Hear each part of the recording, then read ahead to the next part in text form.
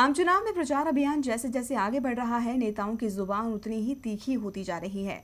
चुनाव आयोग ने आज इसे लेकर कार्रवाई की मांग की, लेकिन लगता नहीं कि नेताओं को चुनाव आयोग का कोई डर है। शिवसेना के नेता संजय राउत ने तो चुनाव आयोग को सीधे चुनौती देते हुए कहा कि उनके लिए चुनाव जीतना ज्यादा महत्वपूर्ण है, नियम कानून का मामला बाद में आता है।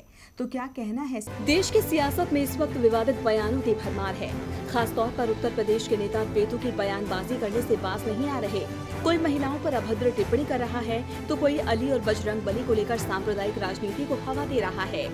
लोगों की मदद, लोगों की प्यार से मैं जीत रही हूँ, लेकिन अगर मेरी जीत मुसलमानों के बिना होगी तो मुझे बहुत अच्छा नहीं लगेगा, क्योंकि इतना मैं बता देती हूँ कि फिर दिल खट्टा हो जाता है। फिर जब मुसलमान आता है काम के लिए, फिर मैं सोचती हूँ कि नहीं, रहने ही दो।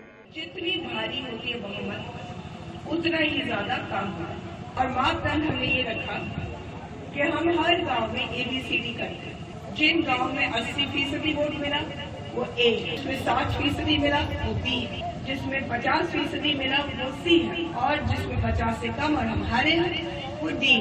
तो सबसे पहला काम होता है सारे A वालों में। जब A वालों का काम खत्म होता है तो B वालों में, फिर B वालों में खत्म होता है तो C वालों में। आप समझ गए? इसे लेकर चुनाव आयोग ने उत्तर प्रदेश के CM और BSP सुप्रीमो मायावती को नोटिस जारी किया था।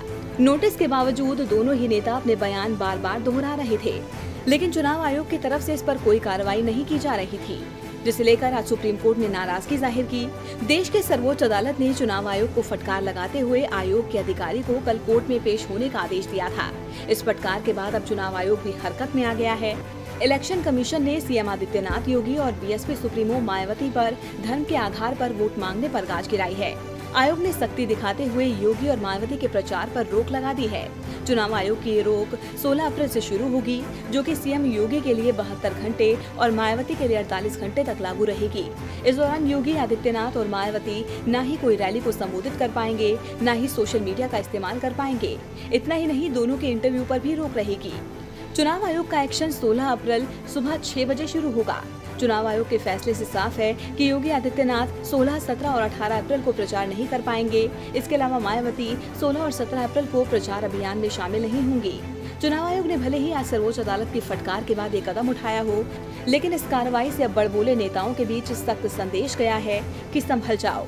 वहीं एक सवाल अब ये भी उठ रहा है कि जिस तरह से योगी और मायावती पर गाज गिरी है, क्या वैसा ही कोई एक्शन सेना को लेकर बयानबाजी करने वाले BJP नेताओं के खिलाफ भी लिया जाएगा? DB लाइव की रिपोर्ट।